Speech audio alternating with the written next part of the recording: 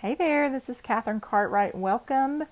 I am going to be making a fun card today using some products from Stamps of Life. I'm going to be using the Pelican stamp set, which is the new club set, and then I'm also going to pull out some fun old stamps as well. This is Sunburst. I love this background stamp.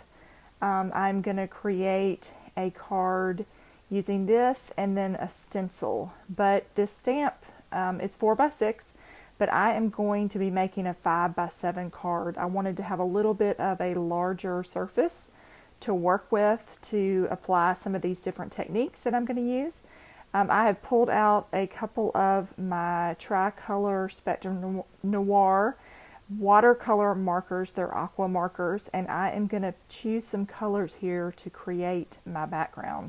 So I'm just going to take the brush and run it directly over my stamp.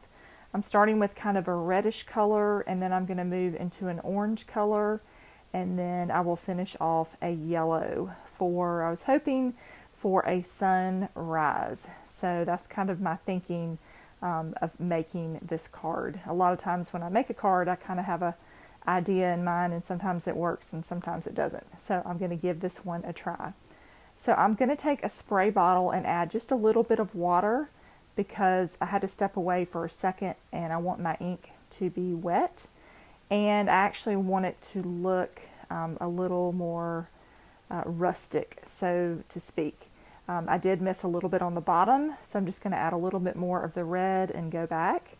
And then I'm going to take my heat tool and dry this. I did not use watercolor paper. This is Bristol Smooth cardstock, because I'm going to do some ink blending as well with the stencil.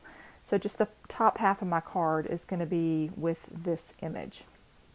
So I'm just taking a second here to heat this, make sure it's really dry, and then I can move on to my stenciling.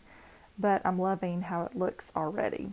So I've got the stencil. This is part of the Sea Turtle set. There is a club set for the Fold It, I should say, that was the Sea Turtle this month. I'll link my video in the description. I had a lot of fun with it. I used the Spectrum Noir markers with that as well. So I began my video, and then I realized that I cut off the part of how I used the stencil to create my image. So I just decided to go back and show you how I used this stencil. It has a top and a bottom with kind of some waves to it. I'm thinking of some other ways I could use this as well, but I'm just going to turn it upside down so there's a top part and a bottom part. And I'm just going to keep moving this and flipping it upside down to get my waves that I wanted to. So when you see my finished card, or at least the panel in a second, you'll understand a little bit better what I did. If you happen to have this stencil at home or a stencil like this, I know Stamps of Life has had several stencils that have two different parts like that on the top and the bottom. This is how I used it to create that wave look underneath my sunset. I stamped my Pelican stamps from that new stamp set, and I am just going to quickly add some color to it. I've got this ice blue blend. These are also Spectrum Noir markers that I'm going to use. So these are the alcohol markers. Earlier I was using the watercolor based markers, and so I'm using a ice gray. So I'm using ice blue and ice gray. I saw a picture on the internet of a pelican that had kind of blue on its feathers, and so I thought this would be a fun way to add those two colors in there with a little bit of the gray to darken it. And then I'm going to work on the beaks. So I'm not going to color the bodies. I'm going to leave them just as they are because most of the pelicans I saw had white feathers. So I'm not going to change anything about that. And then I'm going to add these markers here.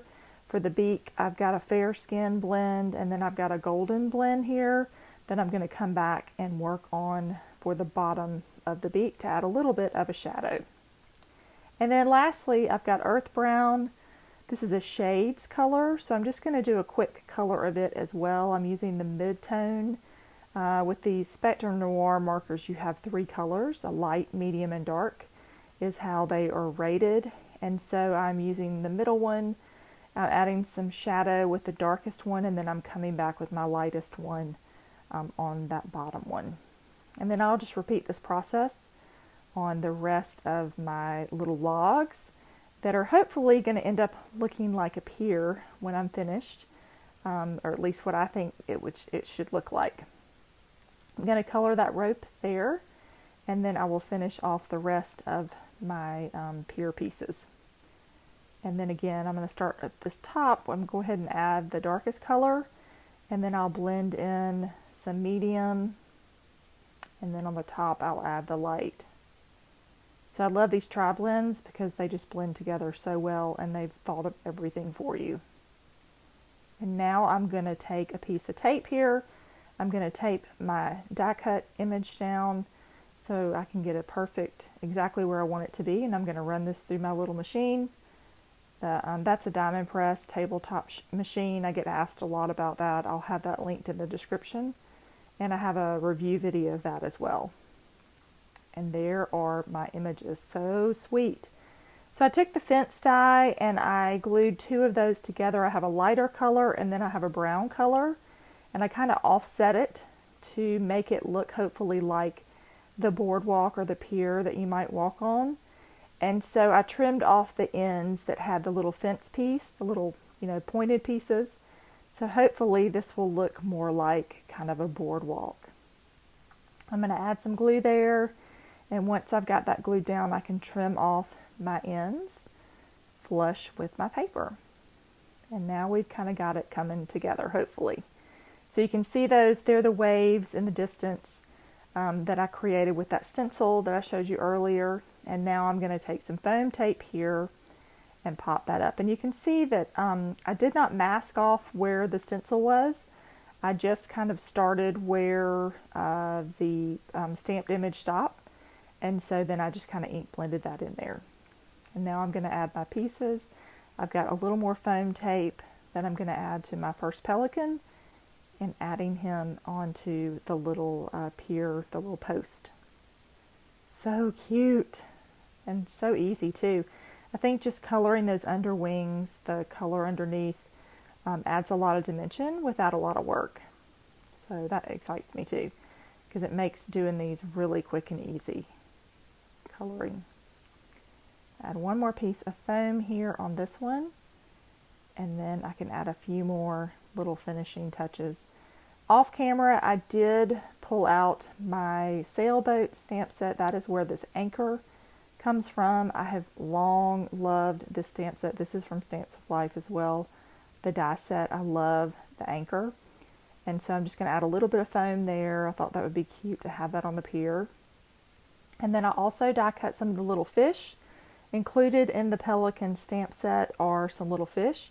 So you can either stamp them and then die cut them, or you can just die cut them. And I just decided to die cut them in different colors. You can see my little pile of fish over there waiting to be added to my card. The little small shells were from a freebie set from Stamps of Life many, many years ago. I have stamped and die cut a bunch of them to have on hand.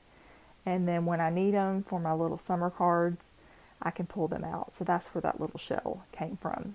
And here are these cute little fish. There are some shadow dies that come with it, the die set, that you can add if you wish.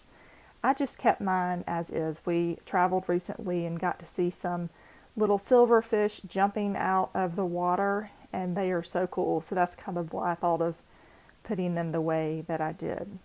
I had this little die sitting out. I don't remember where I got it from, but I stamped the flying by to say happy birthday.